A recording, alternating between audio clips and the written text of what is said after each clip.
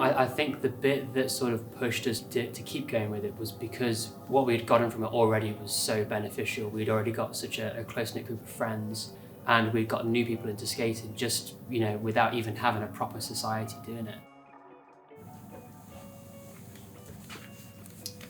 Hi, I'm Zach, and I'm president of the Skate Society.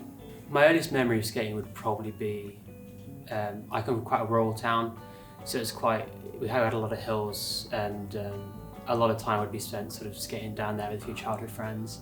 Quite often we would get skateboards stuck under cars and just sort of get grazed on our elbows, but I was always quite scared of falling over, so I was always the one who sort of was a bit more logical about it.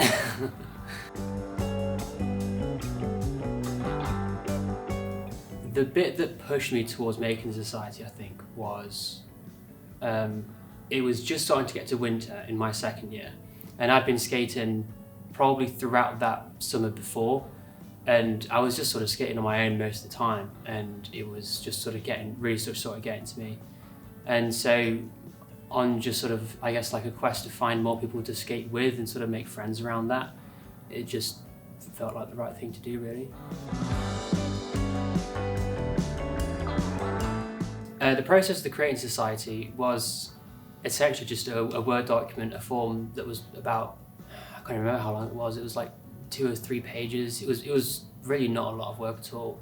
I think the more grueling aspect of that was then having to go and do the work just from day to day and week to week, and trying to sort out socials, trying to sort risk assessments with a very small team to sort of put those together.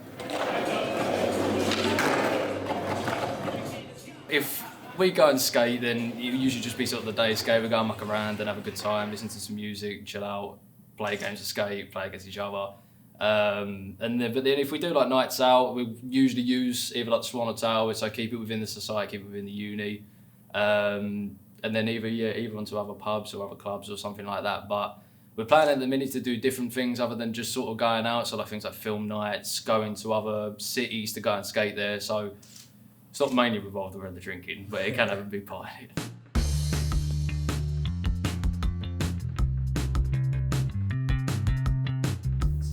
It is definitely important for our society to have a media presence because it allows the society to interact with the members, increase the publicity of a society, and just reach a wider audience. So for example, we were able to just get more people to join and understand and know about the society, even if it's answering questions, answering how to join, asking about when we're going to skate, or in social, things like that.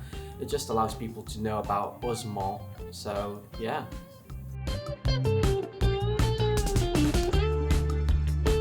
When we didn't quite get the right member count for it, it was really disappointing, and we'd all worked so hard to get that for the past few months.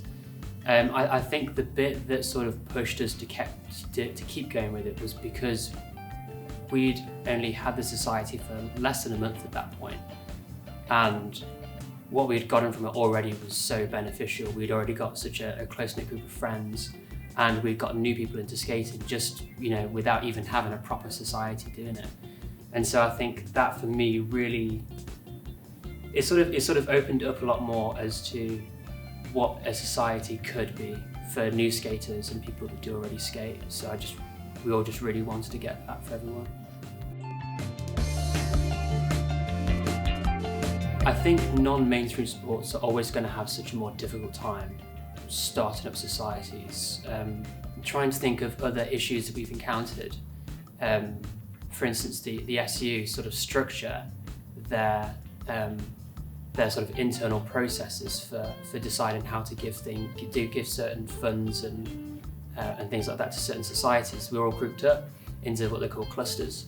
So we'll be in the extreme cluster, and our needs will be far different because we're paired with canoeing and climbing and snow sports, and what we all want is very different from what, say, frisbee, basketball and netball want, since they're all inside. Ours is extremely different and varied. So trying to negotiate on those and with other sports and societies is kind of difficult.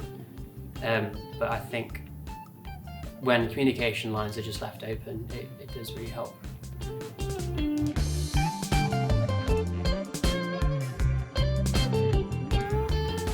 a lot of people have really found a home in it because there's no atmosphere of judgment. There's no judgmental atmosphere there, and being able to learn anything that you want to do, being surrounded by those people that are as supportive as they are, I think it's opened so many people's possibilities up just to sort of giving it a go and not worrying when they fall over and make a fool of themselves, because we all do.